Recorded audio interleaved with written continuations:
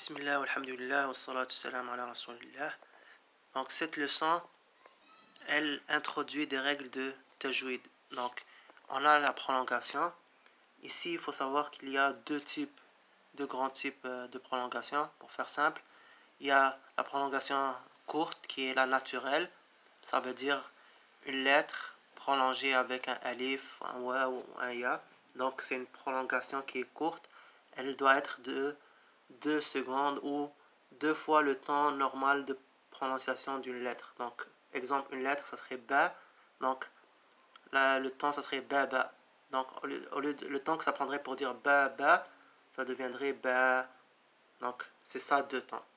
Ensuite, la prolongation longue, c'est que elle est là pour une cause. Ça veut dire que à la base, on a une prolongation normale et il y a une des causes qui font qu'on va l'allonger encore plus. Ces causes-là, c'est soit, comme on voit ici, une hamza qui vient après une prolongation. Donc là, regarde, on a alif qui est la prolongation et ensuite on a la cause de la prolongation supplémentaire qui est la hamza. Ça peut être aussi que la cause de prolongation supplémentaire, ça peut être une shadda ou le sukun, donc qui reviennent à la même chose en fait. Et donc, la prolongation qui vient par rapport à la hamza, elle va être de 4 temps. Et la prolongation qui vient pour la shadda ou le sukun, comme wala dhalin, ça va être 6. Donc 6 temps. Ba, bou, bi, ba. Donc ici, ils ont mis le signe de la prolongation longue, même s'ils n'ont pas mis la cause ou la hamza qui vient après. Donc là, normalement, ça, par exemple, on devrait imaginer qu'il y a une hamza ici, ça serait ba'a, bou'ou.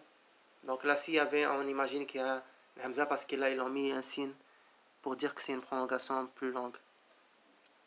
La même chose ici. Bi'a. Donc, ici, c'est des prolongations naturelles, donc courtes. Sa, sou, si.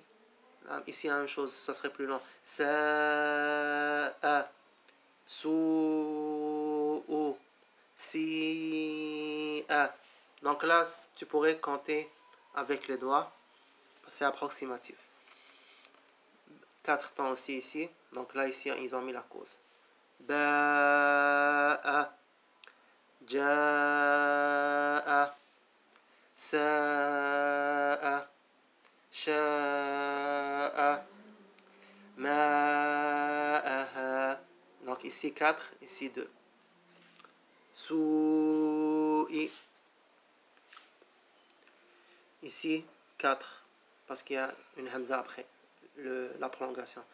عطاء غثاء نساء أداء سواء جزاء بلاء دماءكم حنفاء وراءه أولياء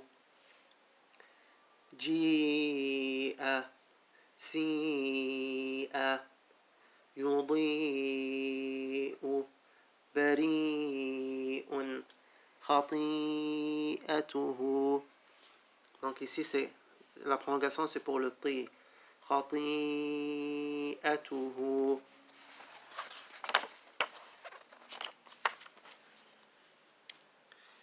Ici malaikatu. Ici, la même chose. Ya Adamu. Donc, pour la prolongation qui est suivie d'une hamza, on va plus tard dans le Coran, tu vas voir qu'il y en a des fois qui sont regroupés dans le même mot. Ça veut dire que la prolongation et la hamza qui le suit, elle est avec dans le même mot, ou des fois elle va être dans un autre mot qui vient juste après. Donc, il y a une différence à faire, ou on peut les lire de la même façon aussi. Donc, c'est un choix que tu pourras faire plus tard. Mais là, on va faire comme si on va appliquer la même règle pour les deux. Donc ici, Ya Adamu Kabaira La ilaha illa ant. Donc ici, on a la, donc déjà prolongation naturelle. Après ça, ilaha, donc on va l'allonger. La ilaha. Donc ici, ilaha, ça c'est naturel parce que ça c'est un ha, il n'y a pas de hamza. Illa, et ici, il y a une hamza, donc on va prolonger.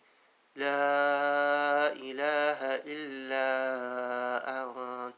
Et ici, on ne prononce pas le nun comme il faut, on va le cacher dans le ta parce que c'est une des lettres avec lesquelles on va cacher la sortie, le point de sortie du nun.